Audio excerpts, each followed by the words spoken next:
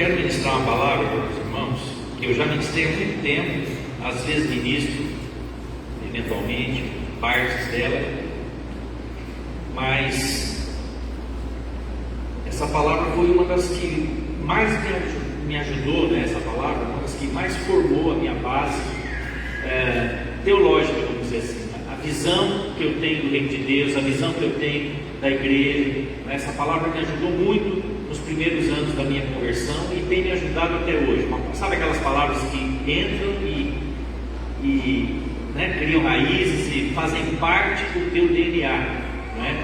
Do teu DNA cristão, né? Então é uma palavra muito importante. Eu acho que vai ajudar os irmãos também a entenderem, né, qual é o propósito de Deus para a sua vida, né? Entender que Deus tem um propósito eterno e tudo que acontece tem a ver com esse propósito eterno. Tudo que acontece na terra tem a ver com o propósito eterno de Deus. É claro que nem tudo que acontece é da vontade de Deus, nem tudo que acontece vai contribuir positivamente para o propósito de Deus, amém? Mas todas as coisas Deus conduz para que no final toda a sua palavra se cumpra, para que no final Jesus volte, o seu reino seja estabelecido na terra e todas as coisas sejam consumadas, né? Então eu gostaria de começar lendo o texto de Provérbios 11, 14. É um texto conhecido, né? Deixa eu achar aqui. Provérbios 11, verso 14.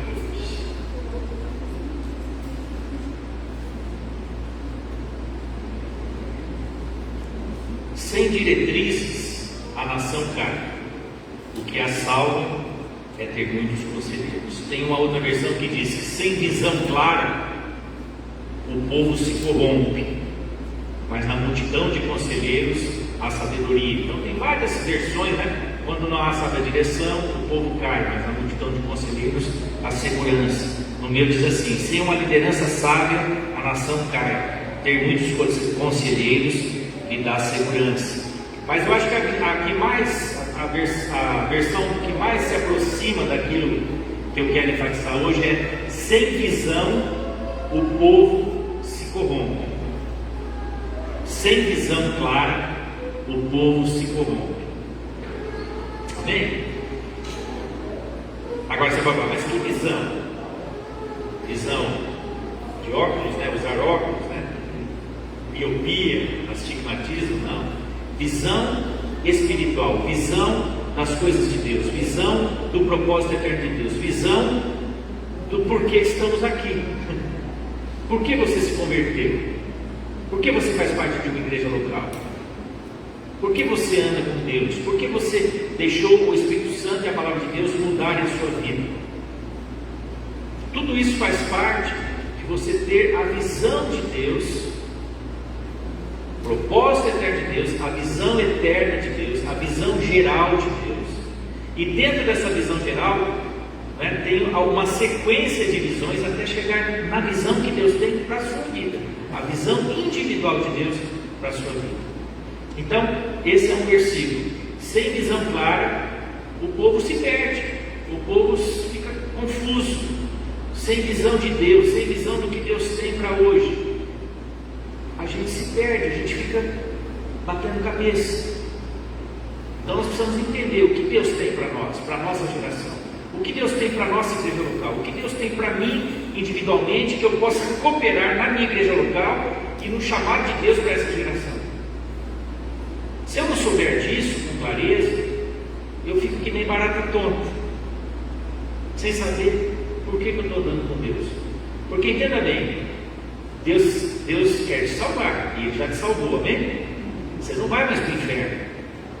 Você entregou sua vida para Jesus, se arrependeu dos seus pecados, está andando com Deus, você está livre do inferno, você está livre do tormento, você está livre da acusação de Satanás. Então o teu problema agora não é mais morte eterna, você já tem vida eterna, amém? Mas enquanto você está vivo aqui na terra, por que você não morreu quando você foi batizado nas águas? Por que você não morreu quando você se converteu, por exemplo? Por que Deus te manteve vivo? Porque você tem algo a cumprir durante esse período que você está vivendo na terra.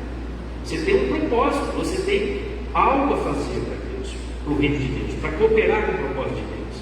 Senão, na hora que você fosse batizado nas águas, você já te segurava um pouquinho mais, né? Botava uns caras fortes ali, segurava você e você já partia. Dessa para melhor. Mas o propósito de Deus não é esse. O propósito de Deus é te dar vida, não é apenas te salvar do inferno, te livrar da condenação eterna, meu irmão.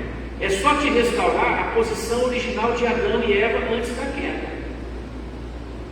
Te salvar do inferno é só te trazer de volta para o jardim do Éden. É só te trazer de volta onde tudo começou, da onde nós nunca deveríamos ter saído. Então a salvação é restabelecer o início, restabelecer o começo, trazer de volta a gente para o nosso chamado original ali no jardim do Éden. Restaurar a gente na posição de Adão e Eva. Agora, Adão e Eva, eles já nasceram, antes do pecado, eles já nasceram salvos, já nasceram eternos. Mas qual era o propósito deles? A partir do jardim do Éden, estabelecer o governo de Deus sobre toda a terra. A partir de governar o jardim, de cultivar o jardim, de dominar sobre a criação de maneira pacífica, não oprimindo a criação, eles iam estender o jardim do Éden a toda a terra, submeter novamente a terra ao domínio de Deus. Alguma coisa aconteceu entre o versículo 1 e o versículo 2 de Gênesis. Se você pegar lá,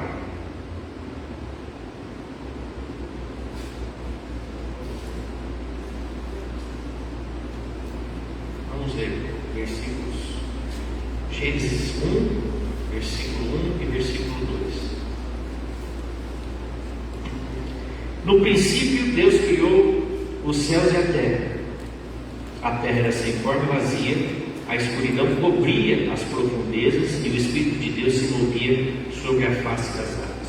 Alguns teólogos dizem que entre o versículo 1 e o versículo 2 aconteceu uma hecatombe na terra, que talvez tenha até extinguido os dinossauros. Alguns dizem isso. Mas o que é essa hecatombe que aconteceu? Isso é um parênteses, tá, irmãos? Tá? Isso não é afirmação teológica, são conjecturas, né? Talvez isso explique por que os dinossauros não existam mais.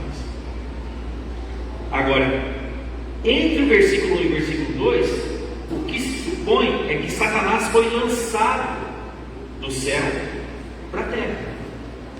E quando ele foi lançado, ele caiu aqui, né? E isso abalou a terra de tal forma que a terra voltou a ser sem forma e vazia, por causa da presença dele. A escuridão passou a cobrir a terra. Deus não ia criar uma coisa sem forma e vazia e escuridão cobrindo. Deus é vida. Você está entendendo? Deus, no princípio criou Deus os céus e a terra. Criou os céus e a terra. Hã? Criou Deus os céus e a terra. Criou tudo perfeito. No versículo 2 parece que alguma coisa deu errado. A terra era sem forma e vazia. Deus criou uma coisa sem forma e vazia. E a escuridão cobrindo as profundezas. Então houve esse, né, que se supõe que Satanás foi lançado da presença de Deus com seus anjos, né, que seguiram ele. Um terço dos anjos se rebelaram contra Deus e foram lançados da presença de Deus.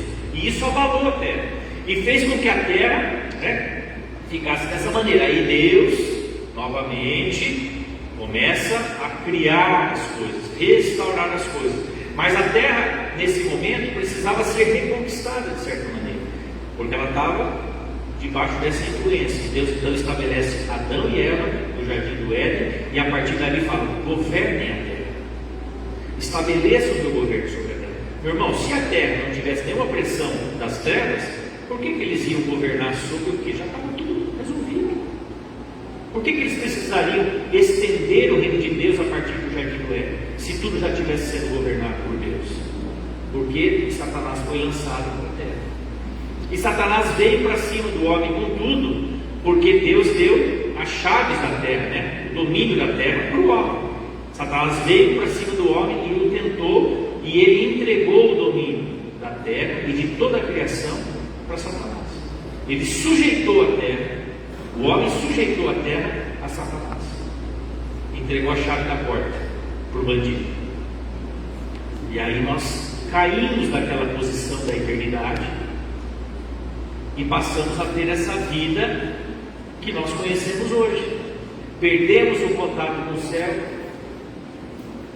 Nós temos contato com o céu agora, porque nós conhecemos a Jesus. Mas aqueles que não têm intimidade com Jesus não conseguem contato com o céu direito. Amém? Só que na época de Adão e Eva, antes da queda, eles viam o céu. Eles olhavam e viam o céu. E Deus continuou, continua vendo. Deus continua vendo. Tudo como antes. O homem perdeu a visão espiritual. A não ser que Deus abra os nossos olhos espirituais, abra a nossa visão espiritual, nós conseguimos ver os anjos, conseguimos ver o céu, conseguimos ver o trono de Deus. Se Deus não abrir, nós não vemos. Não é verdade? Se você olha para cima, o que você vê? O teto. Se você vai lá fora, você olha para cima, você vê as estrelas, o primeiro céu. Não passa desse primeiro céu. Mas tem o segundo céu, que é onde Satanás está, as hostes espirituais da maldade estão com os demônios no segundo céu, e tem o terceiro céu, onde Deus habita, onde está o trono de Deus. Esse terceiro céu, Satanás só pode subir lá se Deus autorizar. Ele não tem mais livre acesso. Agora os anjos sim, podem ir e vir, né? Mas Satanás e os demônios não. Se Deus liberar para conversar com ele alguma coisa, né? Como fez com Jó, não estou falando nenhuma heresia não, estou baseando na palavra de Deus, né? Não foi assim? Os anjos estavam se apresentando diante de Deus, Satanás veio também, se apresentou e falou com Deus.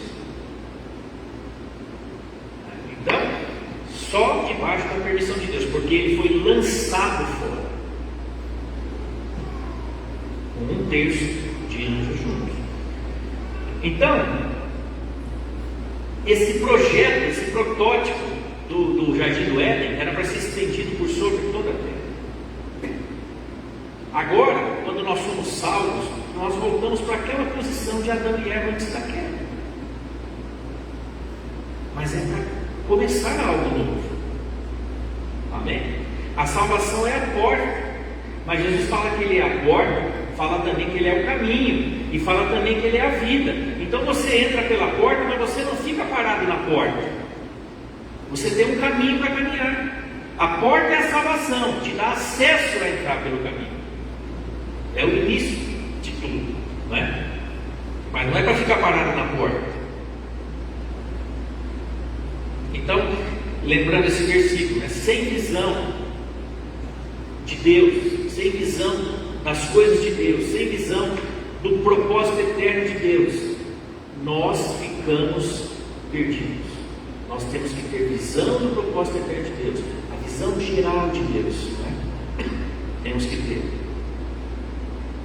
Essa visão geral de Deus, ela se desenvolve ao longo de toda a história.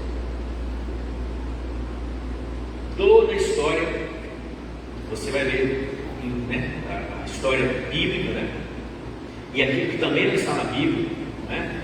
Tudo isso, de alguma maneira, Deus está trabalhando nas nações, trabalhando nos governos das nações, trabalhando em tudo que acontece para que o seu propósito se cumpra sobre a terra. Mas o foco de Deus é na igreja, é naquilo que a igreja precisa realizar, é naquilo que eu e você precisamos realizar. Então veja só, Deus tem um propósito eterno, tem uma visão geral, vamos chamar de visão geral dele. Dentro dessa visão geral, Deus tem uma visão atual. O que é uma visão atual? É a visão que Deus tem para cada geração. É a visão geracional. Cada geração tem um propósito a cumprir, tem uma missão a cumprir, tem um projeto de Deus para realizar sobre a terra. Então a geração de Abraão, a geração de Noé, a geração de Davi, cada geração, a geração dos apóstolos, a geração da igreja primitiva, a geração da Idade Média, da Reforma Protestante, todas essas gerações têm uma visão chamada de visão atual, vamos chamar assim. É a visão que Deus tem para cada época, para cada período de vida na Terra. Nós estamos no século 21, em 2022. Você nasceu nesse período. Então você não é responsável pelo que aconteceu antes de você nascer, nem pelo que acontecer depois que você partir. Deus não vai te cobrar o que aconteceu na época dos seus avós. Você não era nascido. Também não vai te cobrar o que vai acontecer na época dos teus bisnetos. Provavelmente você não vai mais estar vivo.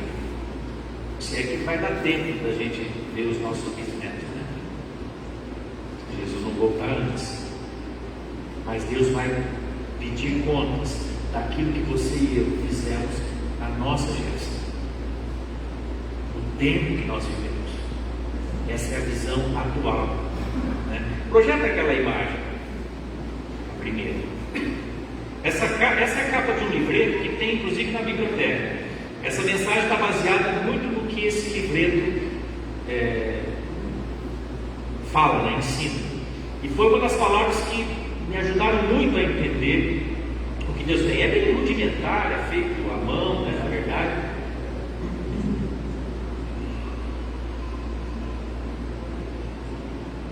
Mas olha só, essa é a capa do livro, na verdade, né? Ele já entrega toda a revelação do livro na capa.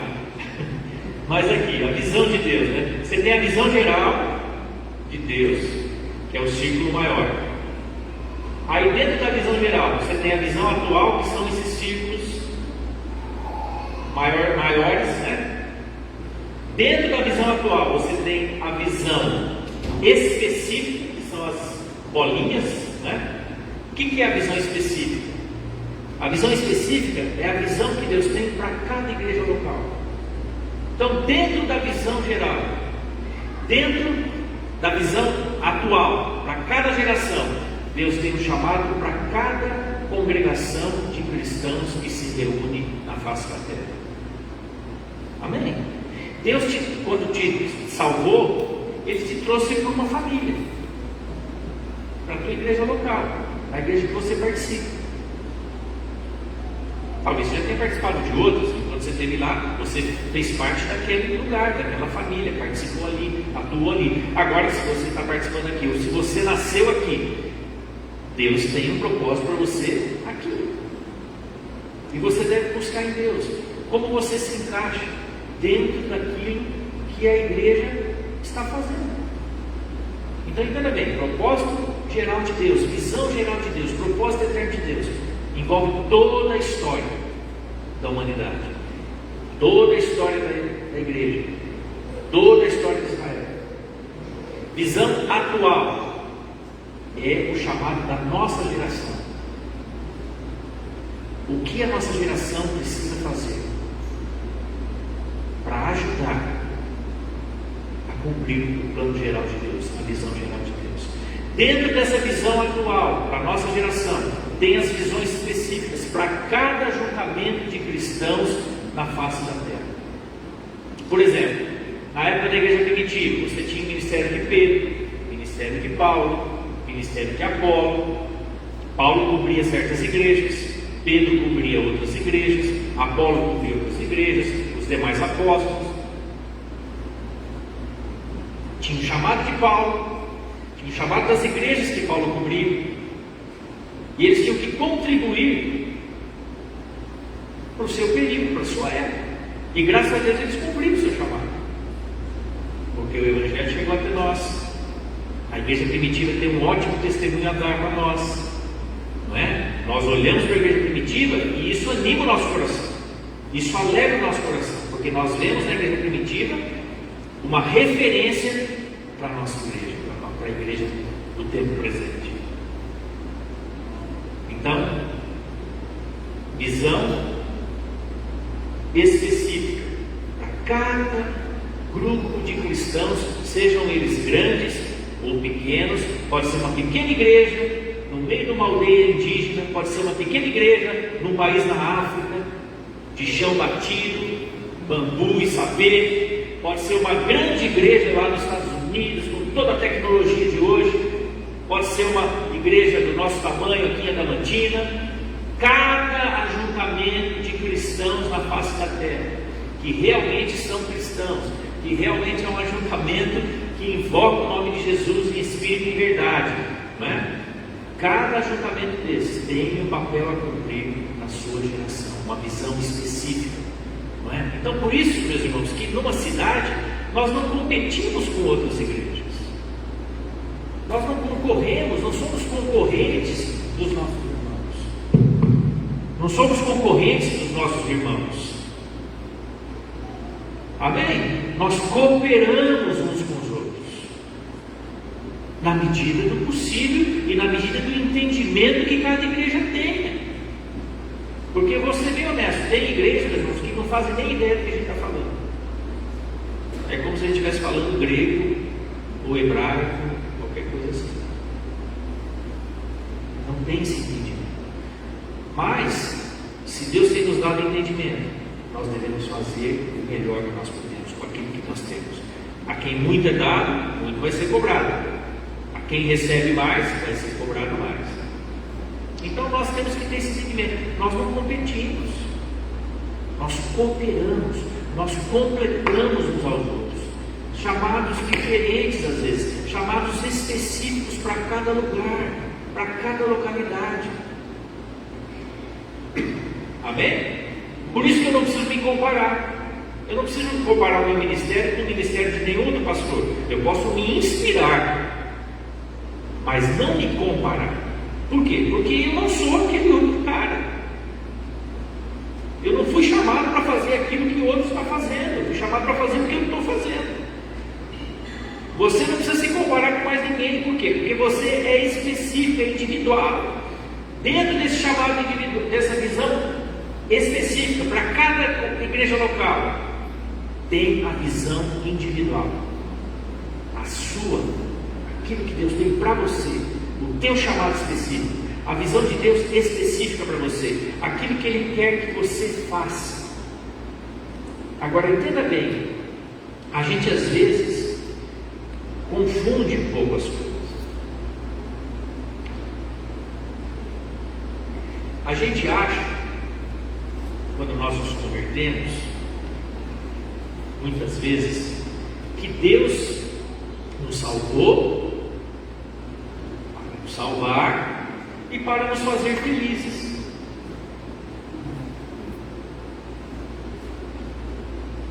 Somos felizes agora, somos salvos, não temos mais problemas, tudo vai bem com Jesus, tudo vai bem, né? Tem umas musiquinhas ingênuas, né? Até com Jesus no barco, tudo vai bem. A gente sabe que tudo vai bem com Jesus, mas nós não fomos salvos, e nem é o propósito de Deus nos salvar apenas para nos tornar felizes, apenas para nos dar alegria, prazer de viver. Você vai ter felicidade, você vai ter prazer naquilo, você vai ter verdadeira alegria, você vai ter verdadeira paz andando com Deus. Claro que vai, só vai ter paz, alegria verdadeira, paz verdadeira. Mas não é essa visão que o mundo tem, de que todos os nossos problemas vão se resolver, de que nossa vida financeira está resolvida, de que tudo vai dar certo no final, de que tudo assim. Porque o mundo, meus irmãos, quer o seguinte, que a visão de Deus se encaixe na minha visão. Os planos de Deus têm que se encaixar nos meus planos. Os projetos de Deus têm que se encaixar nos meus projetos. Os sonhos de Deus têm que ser os meus sonhos. Você está entendendo? Por isso que você vê tanta gente que não está andando com Deus, falando de Deus. A pessoa está cantando uma música que não tem nada a ver, um cantor qualquer, e fala: Deus abençoa a minha carreira. O cara está ganhando bem, está fazendo show cantando umas porcarias e umas letras que não trazem benefício nenhum. Muitas vezes só fala de coisa errada, de safadeza e tudo mais, e acha que Deus está abençoando aquilo. Meu irmão, Deus está há anos-luz daquilo, não tem compromisso nenhum com aquilo, porque aquilo não é propósito de Deus, aquilo não tem a ver com o propósito de Deus, aquilo não tem a ver com trazer o reino de Deus, aquilo é um sonho da pessoa. E muitos hoje que cantam por aí, saíram de igrejas, cantaram nas igrejas, e hoje estão cantando por aí, todo tipo de porcaria, e acham que Deus está abençoando. Meu irmão, aqui não tem nada a ver com o propósito individual de Deus, com a visão individual de Deus. Por quê? Porque Deus não tem compromisso com isso. Isso não edifica o reino de Deus, isso não traz o reino de Deus. A visão individual, a tua visão, a visão que Deus tem para a tua vida, nasce em Deus. E você só entende o que é se você tiver comunhão com o Espírito Santo, tiver comunhão com o Espírito Santo e com a palavra de Deus, buscar Deus, clamar ao Senhor: Senhor, eu quero ser útil no teu reino, eu quero ajudar o Senhor a cumprir o meu chamado. E até o cumprimento do chamado não é para a tua realização pessoal, não é para você se realizar no reino de Deus. Você vai se realizar fazendo a obra de Deus, mas o principal propósito é te dar alegria nem no chamado. Como eu fiz coisas para Deus, olha a obra que eu realizei para Deus. Sabe, irmãos, tem muita gente, e Paulo fala isso, muitos estão pregando por vanglória, por orgulho, por vaidade, por dinheiro. Mas o ministério também não deve ser fonte de orgulho próprio. O chamado de Deus para a sua vida também não é para te realizar pessoalmente, porque às vezes você vai ter que fazer coisas que você não gosta. Às vezes você vai ter que ir no hospital orar com doentes que você não gosta de ir no hospital. Quem que gosta de ir no hospital? Acho que só enfermeiro, e olha lá, e médico. Mas ninguém gosta de hospital, ninguém gosta de fazer velório, de falar em velório.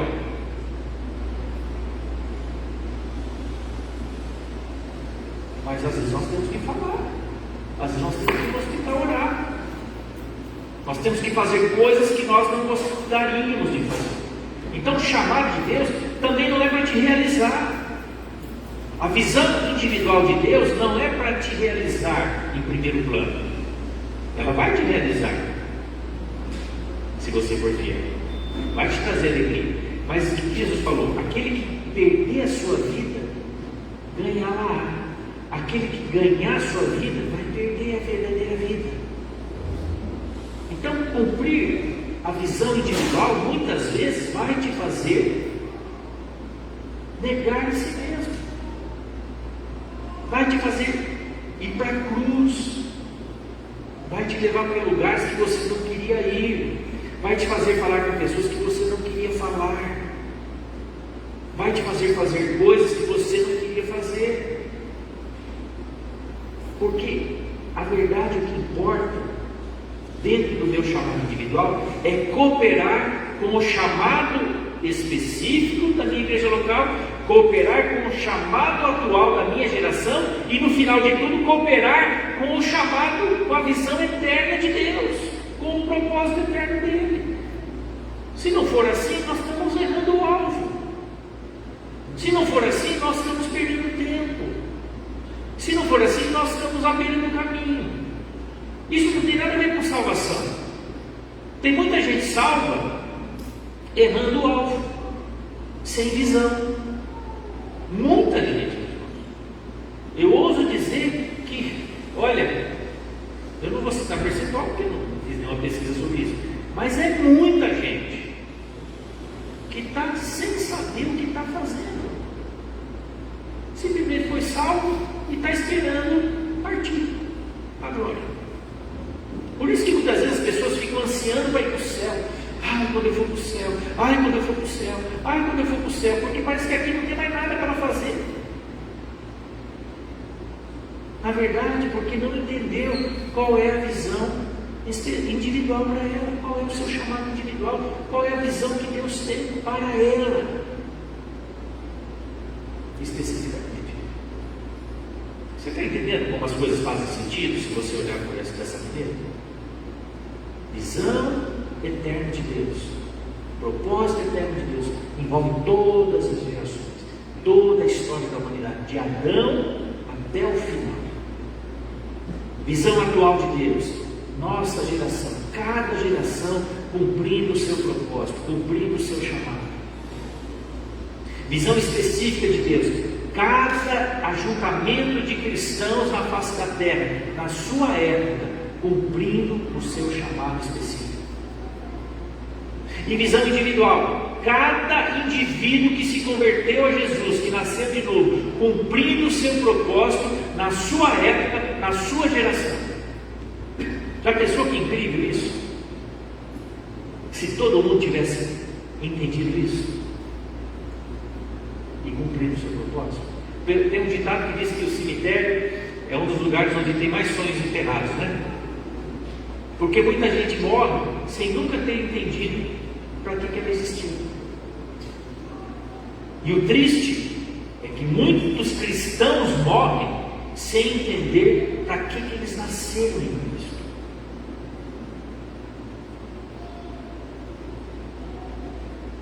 É triste, mas a igreja está cheia de gente assim. Vamos ler alguns textos para nos ajudar.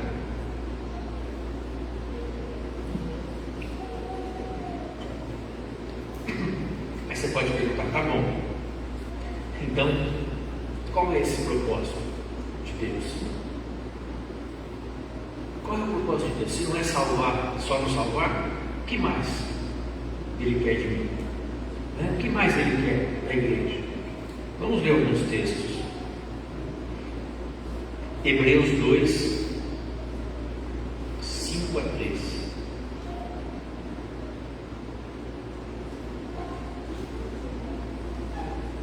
Hebreus 2, 5 a 13. Diz assim: além disso, não são os anjos que governarão o mundo futuro a que nos referimos. Porque em certo lugar alguém disse: quem é o simples mortal para que penses nele? Quem é o filho do homem para que com ele te importes? E no entanto, por pouco tempo fizeste um pouco menor que os anjos, e o coroaste de glória e honra. Tu lhe deste autoridade sobre todas as coisas. Quando se diz todas as coisas, significa que nada foi deixado de fora. É verdade que ainda não vimos tudo ser submetido à sua autoridade. Contudo, vemos Jesus que por pouco tempo foi feito um pouco menor que os anjos, e que por ter sofrido a morte agora está coroado de glória e honra. Sim, pela graça de Deus, Jesus experimentou a morte por todos. Deus, para quem e por meio de quem todas as coisas foram criadas, escolheu levar muitos filhos agora. E era apropriado que por meio do sofrimento de Jesus, Ele o tornasse um líder perfeito para conduzir-nos à salvação. Assim, tanto o que santifica como os que são santificados procedem de um só. Por isso Jesus não se envergonha de chamá-los irmãos, quando diz: proclamarei teu nome a meus irmãos, no meio do teu povo reunido te louvarei. E também afirmou: porém minha confiança nele, isto é, eu e os filhos que Deus me deu.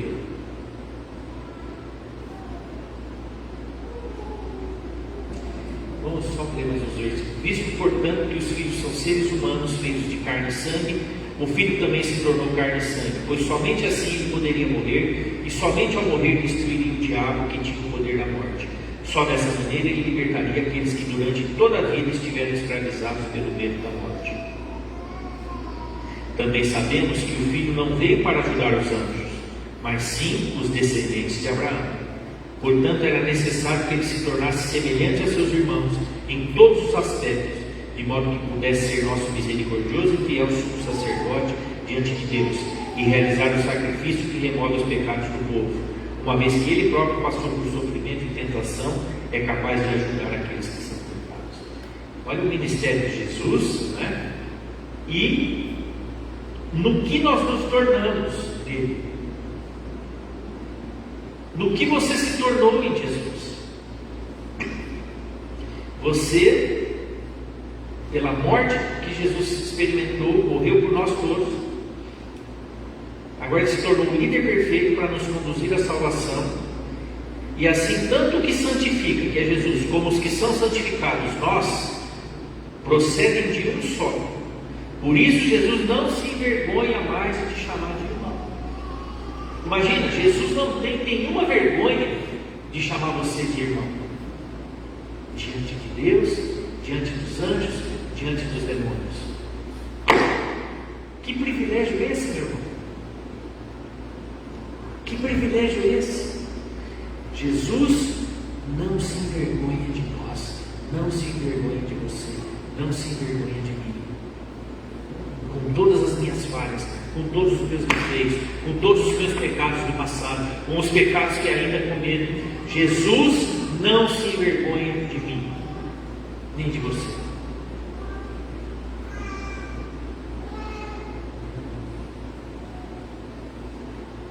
Tremendo isso. Então aqui mostra que não são os anjos que governarão o mundo, mas Jesus vai governar o mundo. Quando diz que todas as coisas, significa que nada foi deixado de fora. É verdade que ainda não vimos tudo ser submetido à sua autoridade. Nem todas as coisas hoje obedecem à autoridade de Jesus sobre a terra. Muito pelo contrário. A obediência tem que começar na igreja. A obediência tem que começar dos nascidos de novo. A obediência tem que começar a partir de mim, de você. A partir da igreja, Deus vai estabelecer o governo dele sobre a terra. É a partir de nós. Não é a partir do mundo. Às vezes a igreja parece que ela não entende. Ela quer que o mundo obedeça à lei de Deus, à palavra de Deus. O mundo não vai obedecer. O mundo não está nem aí com a palavra de Deus. O mundo é inimigo de Deus. O mundo, eu falo, o sistema desse mundo que está nas mãos do diabo. Esse sistema é inimigo de Deus, é inimigo da palavra de Deus. Esse sistema não quer Deus. Quem tem que obedecer a Deus e a sua palavra somos nós, é a igreja. É a partir da igreja que o reino vai se estabelecendo, que a autoridade de Cristo vai se estabelecendo sobre a terra. Mas isso não é uma atuação política, isso não tem nada a ver com assumir cargos de liderança política, não é isso. Eu, como pastor, se eu assumir qualquer cargo político nesse mundo, eu estou diminuindo a minha autoridade, eu estou rebaixando a minha autoridade, porque a nossa atuação, ela não é aqui, não é nesse mundo. A nossa autoridade é muito além dessa autoridade aqui, secular, dessa autoridade desse planeta. A nossa autoridade é no reino espiritual, é nas regiões celestiais. Então qualquer cargo político que eu exerça é menor, é diminuir a minha autoridade. Por isso que eu não vou me candidatar a nada nunca, porque é rebaixar a minha autoridade, a minha função. Eu não fui chamado para isso. Agora, eu entendo que alguns podem ter um chamado específico para atuar lá, como você atua no seu trabalho.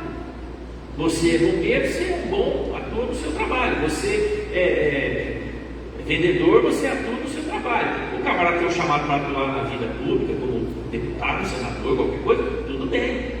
Mas isso não deve dar nenhum privilégio a ele. Ele deve ser um instrumento de Deus lá, cumprir o seu chamado individual, a visão individual de Deus para a vida dele.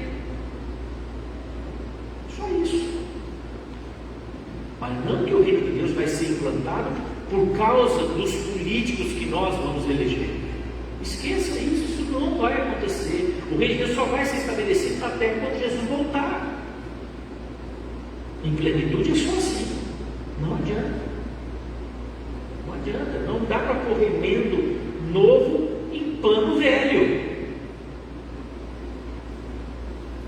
Amém, irmãos? Você está entendendo que não resolve?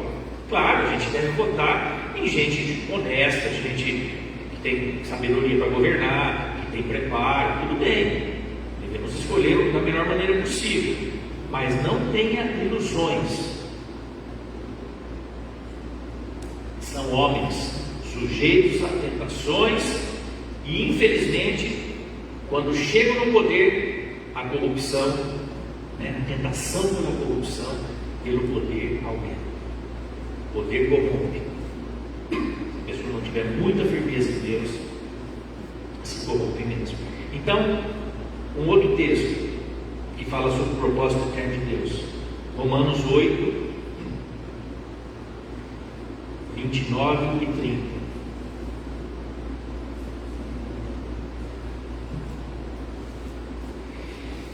Romanos 8, 29 e 30. Porque os que antes conheceram, também os predestinou para serem conformes à imagem de seu Filho, a fim de que ele seja o primogênito entre muitos irmãos. E aos que predestinou, a esses também chamou, e aos que chamou, a esses também justificou, e aos que justificou, a eles também glorificou. Então, o propósito eterno de Deus, depois que Ele nos salva, é nos tornar semelhantes, volta ao versículo, semelhantes a Jesus. Propósito eterno de Deus, visão geral de Deus para você e para mim, para todos os que nasceram de novo, todos os que vão ser salvos, é que nós sejamos a imagem de Jesus. Então, quando alguém te perguntar, para que você anda com Deus? Qual que é o propósito de Deus? Tornar todo homem, toda mulher parecido com Jesus, semelhante a Jesus, no seu caráter, na sua essência. Amém? Não é apenas ser salvo do inferno. Ser salvo do inferno te restabelece na posição original antes da queda de Adão e Eva. A partir daí, Deus trabalha na sua vida e na minha para nos tornar parecidos com Jesus, nas nossas ações, nas nossas reações, nos nossos pensamentos, nas nossas atitudes, nos nossos sentimentos, no seu pensar, no seu sentir, no seu falar, no seu agir. 4 áreas: pensar, pensamentos como Jesus, sentimentos como os de Jesus, palavras como as de Jesus e ações como as de Jesus. Você já pensou que maravilhoso seria isso? Se toda hora você só pensasse as coisas que Jesus pensaria, só sentisse os sentimentos que Jesus sentiria sobre as pessoas, como a gente seria melhor? Porque eu confesso, eu não consigo sentir, às vezes, sobre alguém aquilo que Jesus sentiu. Eu não consigo ver, às vezes, aquela pessoa com o amor que Jesus vê. Às vezes eu tenho um espírito de julgamento, às vezes tenho um espírito de crítica, às vezes tenho um espírito de rejeição contra alguma pessoa. Você também não sente isso às vezes? Ou será que sou só eu? Que é isso que eu vou procurar ajuda. Se só for eu que sinto isso. Porque nós somos humanos e nós precisamos desesperadamente da graça de Deus, da restauração de Deus, para a gente sentir como Jesus, pensar como Jesus, falar como Jesus e agir como Jesus. Quando eu falo falar, não é falar de verdade vos digo a vós outros. Você não precisa usar essa linguagem das traduções antigas. Não é isso que eu estou dizendo. Eu estou dizendo a linguagem do reino. Palavras que edificam, palavras que trazem vida, palavras que trazem alegria, palavras que trazem cura. A gente infelizmente não consegue falar só isso. A gente fala muita palavra besta, a gente fala muita palavra leviana, a gente fala muita palavra de maldição, a gente fala muita palavra que, se Deus levasse em conta, não nascia grama onde a gente pisava. Ou estou falando alguma bobagem? Então, o propósito eterno de Deus, além de resgatar o maior número possível da mão do diabo, de ir para o inferno, de ir para as trevas, de ir para a tormenta eterna, é pegar essas pessoas e transformá-las na imagem de Jesus, através do Espírito Santo e da Palavra de Deus. Meu irmão, o pecado deformou tanto a alma humana, que precisa de todo esse trabalho para a gente voltar a ser parecido com Jesus, pelo menos um pouquinho.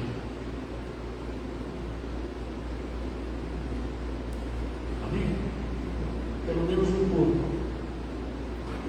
As pessoas têm que olhar para nós e falar: nossa, tem alguma coisa diferente aqui. Às vezes você não precisa nem falar sobre Jesus. As pessoas têm que sentir Jesus. Tem que perceber Jesus através da convivência com você.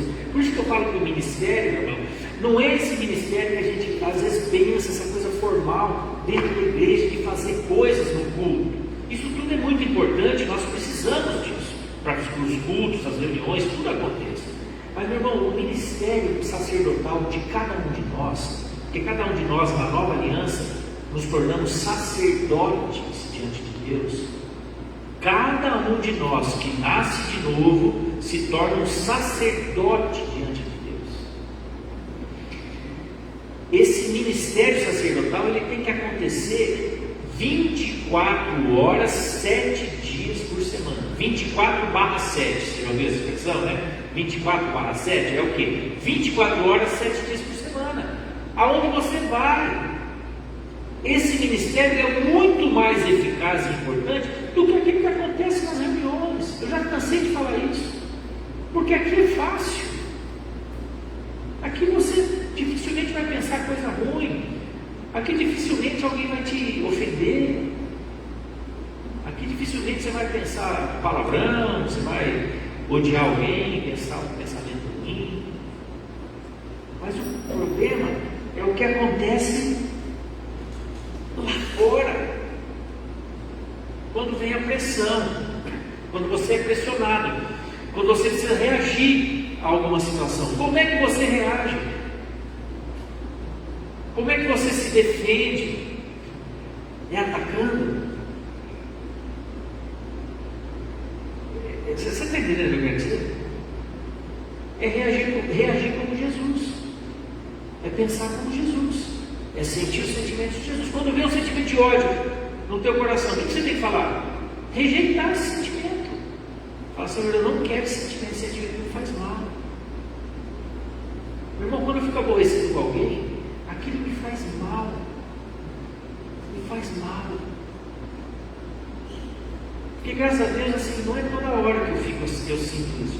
Mas quando eu sinto, aquilo me faz um mal, que às vezes eu fico assim, sabe? Eu não quero. Eu não sou mais assim. O ódio não pode mais fazer parte da minha vida. Vingança não pode mais fazer parte da minha vida. Sentimento de vingança, sentimento de revidar, me dar o dobro, não pode. Eu sou um cristão nascido de novo. Eu tenho que dar outra face. Eu tenho que aprender a dar outra face.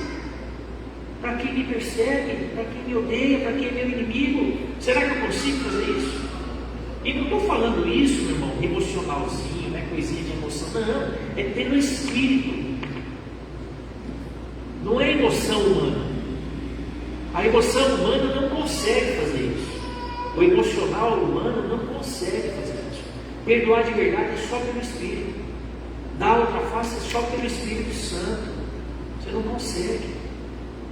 Abrir mão dos seus direitos, às vezes você precisa abrir, é só pelo Espírito. Não estou dizendo que tudo você vai abrir mão, não é isso. Tem momentos que você tem que, às vezes, entrar na justiça, defender o direito legal que você tem, não tem nenhum problema em relação a isso. Mas mesmo naquela luta judicial, você não pode ter um espírito de vingança, você não pode querer matar a pessoa, destruir a pessoa emocionalmente. Não é isso. Você quer o quê? Que a verdade e a justiça prevaleçam, mas você não quer matar o outro, você não quer o ódio pelo outro. Nós somos de Deus. Nós somos nascidos de novo, nós somos de outra natureza. Nós temos outra natureza. Nós temos a semente da eternidade. Nós somos homens e mulheres da eternidade. E na eternidade o ódio não vai entrar. A vingança não vai entrar.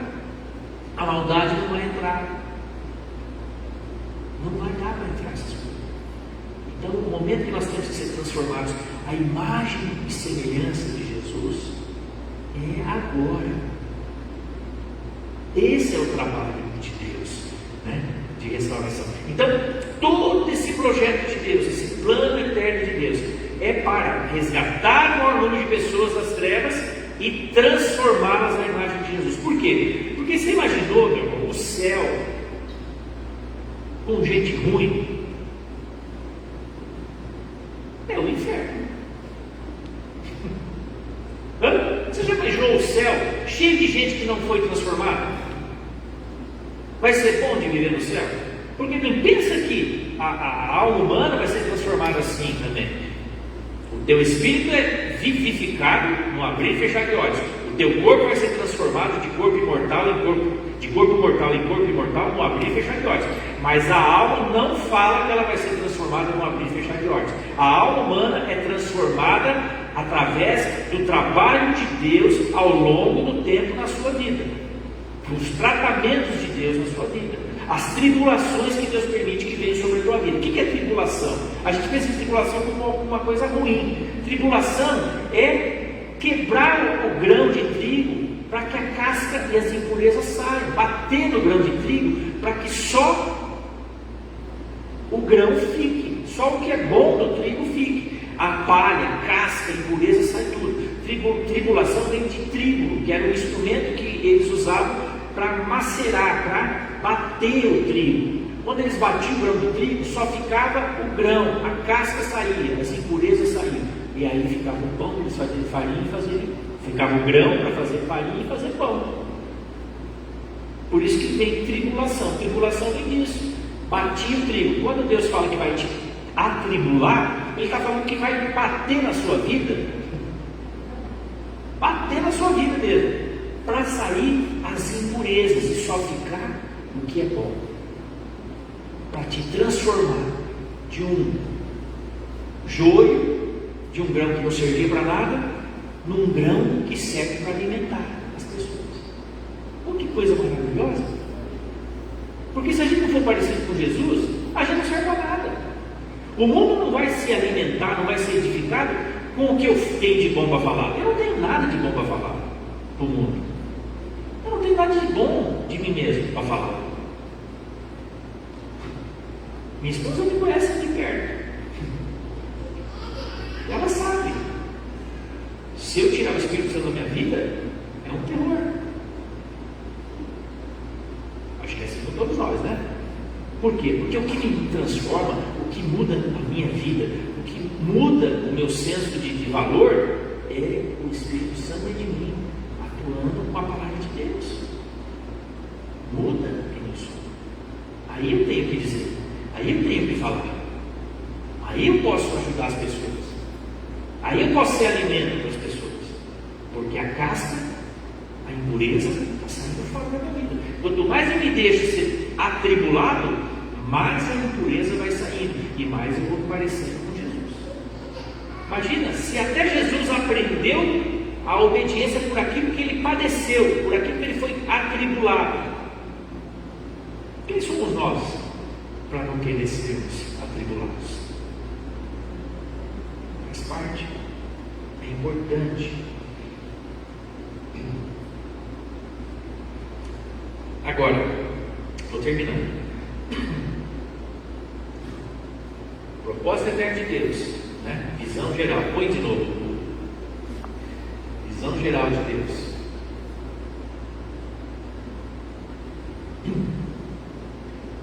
Visão geral de Deus, todas as eras, todas as gerações da história, dentro do propósito eterno de Deus. Visão geral. Aí a visão atual, para cada geração. Aí a visão específica para cada ajuntamento de cristãos ao longo da história, e a visão individual dentro de cada ajuntamento cristão, de cada igreja local, o teu chamado particular. Põe aquele outro. Tem uma outra figura que também mostra um pouco isso.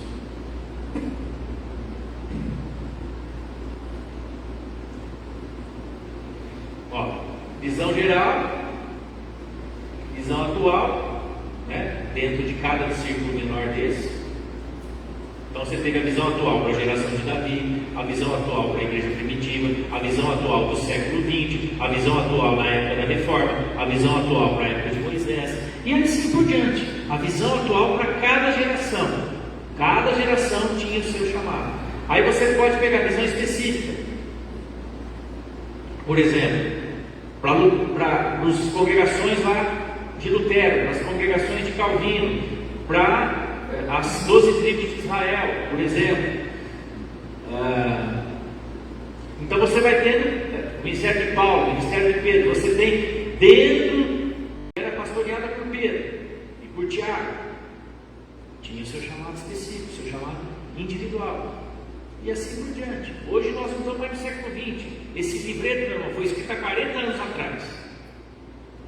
40 anos atrás, em 1982. Mas ele é super atual. Por quê? Porque ele fala do que nós precisamos para hoje. Todas as gerações precisam entender isso.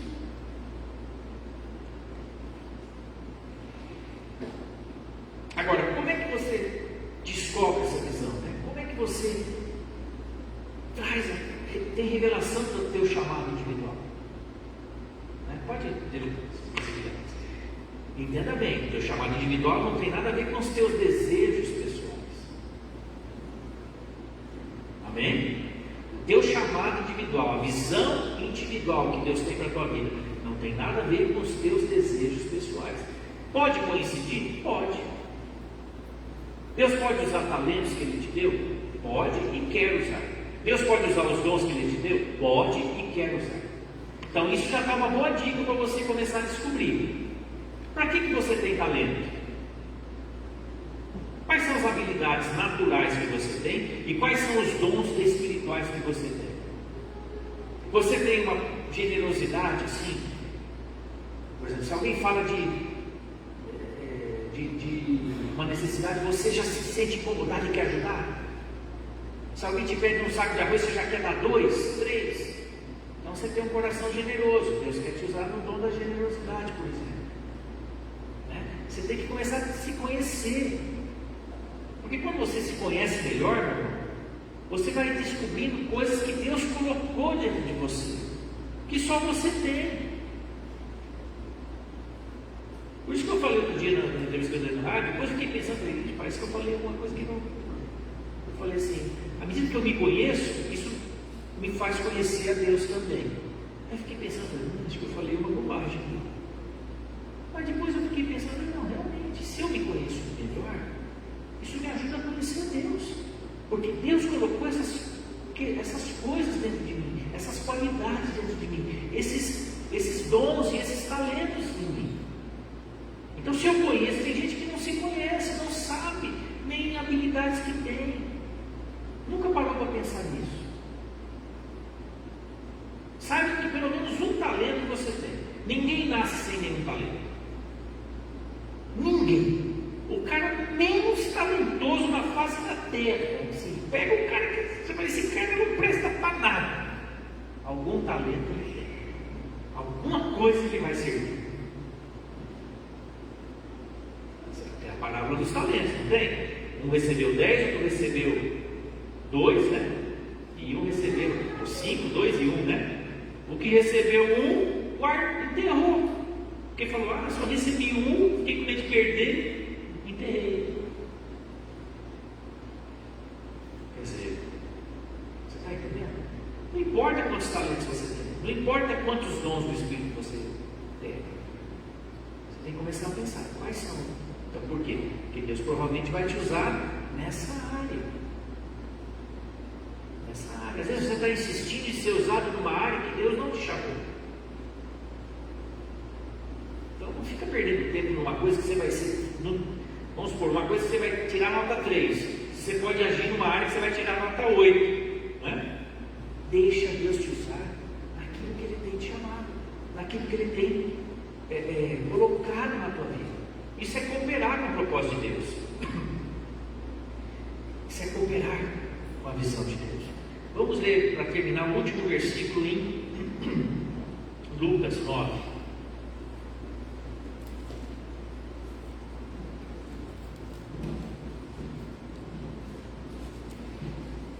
Lucas 9, 51 a 53.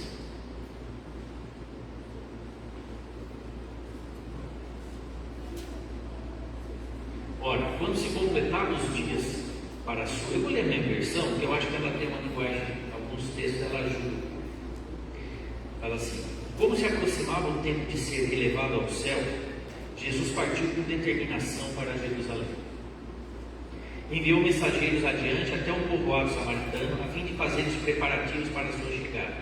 Contudo, os habitantes do povoado não receberam Jesus, porque parecia evidente que ele estava a caminho de Jerusalém. Percebendo isso, Tiago e João disseram a Jesus: Senhor, quer que mandemos cair fogo do céu para consumi-los? Jesus, porém, se voltou para eles e os repreendeu. E aqui ainda complementa, né? Vós não sabeis de que espírito sois? E seguiram para outro povoado. Quando você... Uma das formas, né, e uma das coisas que você precisa ter para cumprir a visão individual que Deus tem para a tua vida, a tua visão individual, primeiro é obediência a Deus. Obediência a Deus. Entender o tempo que você está vivendo e obedecer o que Deus está te pedindo. Jesus começou a perceber que estava chegando o tempo dele voltar para a casa do Pai, voltar para o Pai, subir ao céu. O que ele fez? Manifestou o firme propósito de subir para Jerusalém. Por quê? Porque ele sabia que em Jerusalém ia acontecer tudo o que tinha que acontecer. Ele ia ser preso, açoitado, crucificado, sepultado, ressurreto, e depois ia ficar 40 dias com seus discípulos e ia subir ao céu. Quando ele percebeu o tempo que estava se aproximando, ele manifestou o firme propósito. Ele prontamente começou a colocar em ordem para andar naquilo que Deus estava falando. Ora, às vezes Deus está falando com você: faz tal coisa, faz tal coisa, faz tal coisa, e você está adiando, e você está adiando. Será que não chegou a hora de obedecer? Será que não chegou a hora de falar: Deus, eu estou aqui, eu quero que você, eu quero fazer a tua vontade, eu vou te obedecer, eu vou mostrar. Eu não sei como é que é a cara de alguém que vai para Jerusalém, mas os samaritanos olharam para Jesus e viram que ele estava indo para Jerusalém. E aí é interessante que eles se recusaram a receber Jesus. Quando você começa a obedecer a Deus num chamado que Deus tem para a tua vida, às vezes você vai ter resistências. Não pensa que todo mundo vai entender a tua visão individual. Amém? Às vezes Deus te fala uma coisa, você compartilha com alguém e aquela pessoa não vai ter entendimento. Às vezes ela vai até ficar com inveja de você. Ou vai achar que você falou, ou vai achar que você é irresponsável, ou vai achar que não é a hora. Mas se Deus está falando com você, é claro que você precisa orar muito, jejuar, pedir conselho, buscar, colocar diante de Deus. Mas às vezes as pessoas, alguns não vão entender, vão resistir, vão rejeitar.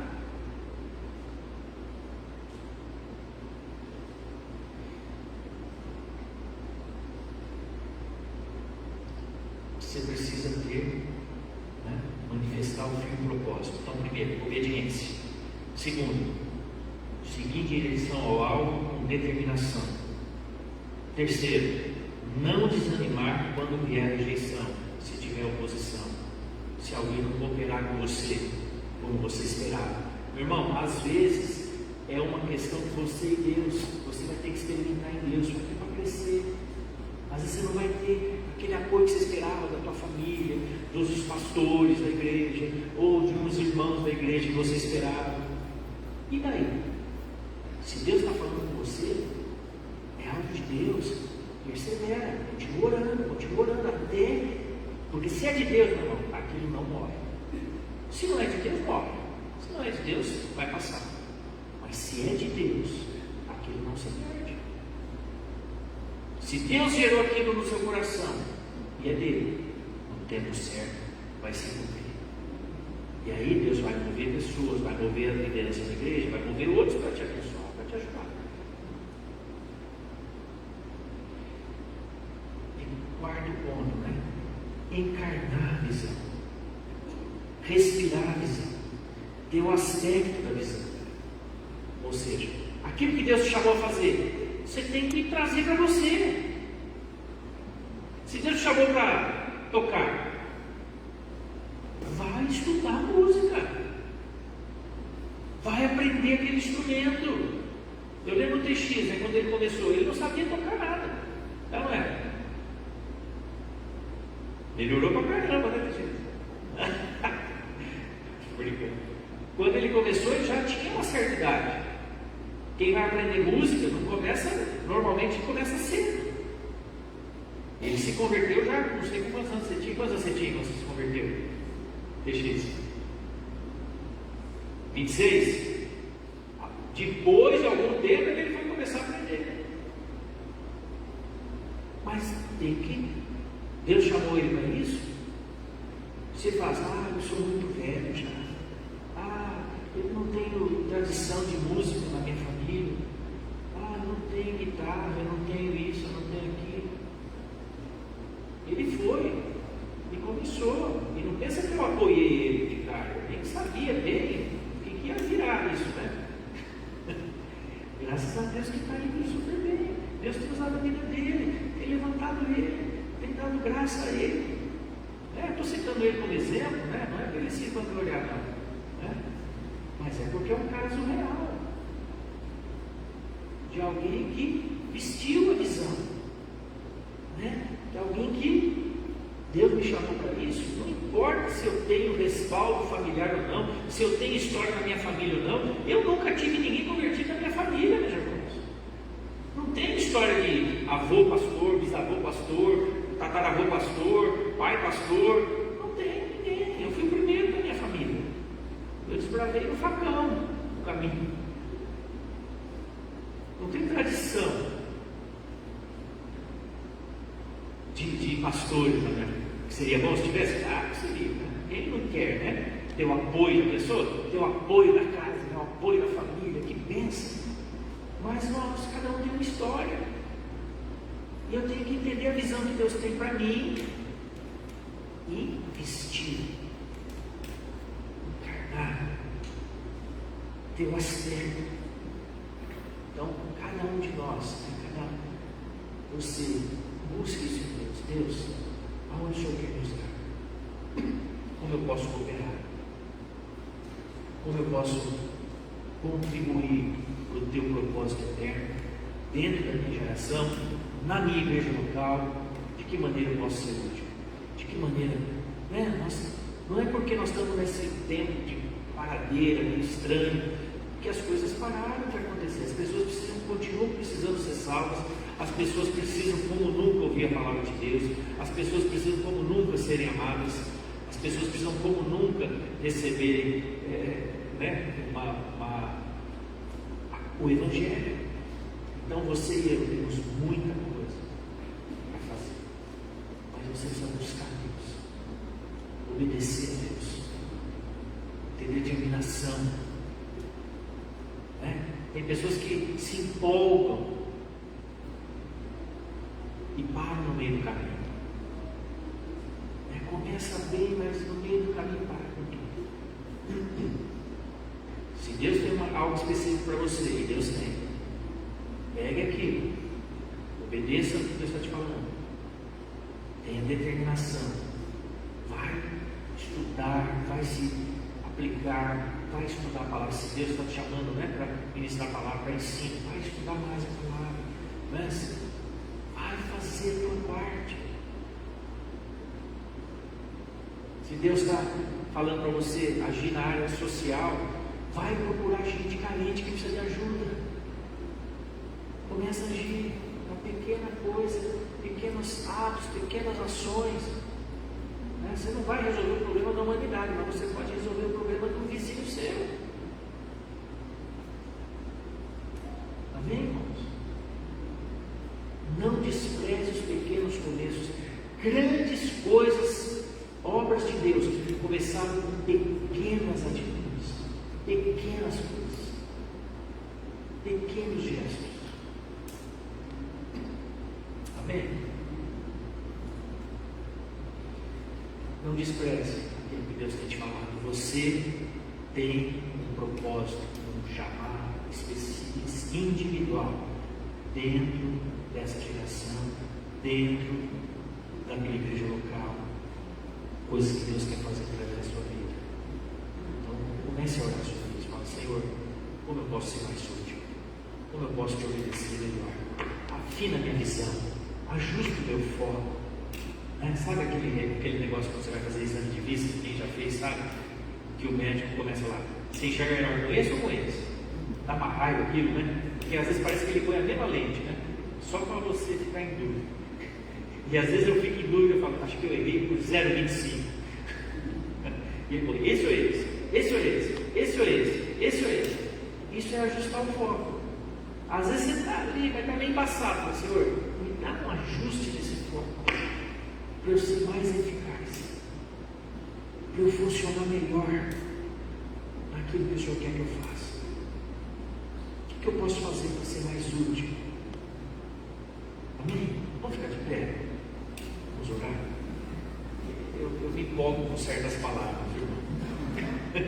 Tem algumas palavras que eu ficaria pregando bastante. Eu sei que não dá, mas algumas palavras para mim são muito importantes. Essa é uma das palavras que você deve guardar no seu coração, porque ela não é só uma pregação, ela é ensino, ela dá fundamento, ela te dá direção para a vida, ela te dá rumo para a tua vida espiritual. Às vezes a tua vida espiritual está confusa. Enxergue com esse olhar, as coisas vão ficar mais claras. Deus vai ajustar o teu foco.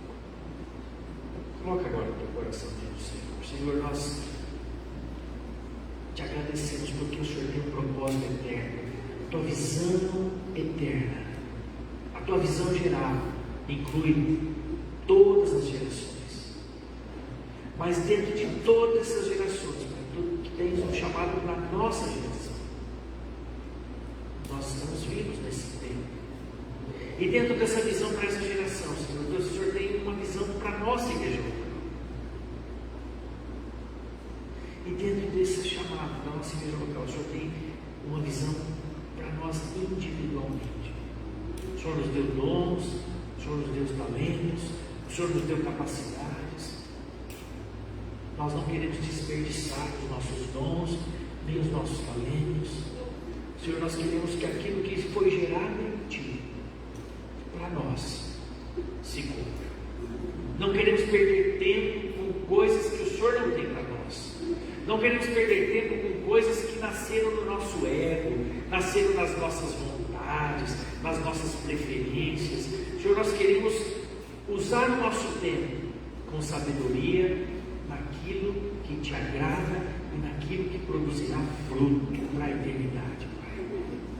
Faz a Tua igreja, cada um aqui, e aqueles que estão nos assistindo pela internet, encontrarem o seu chamado individual, encontrarem a visão que o Senhor tem para cada um individualmente, Pai.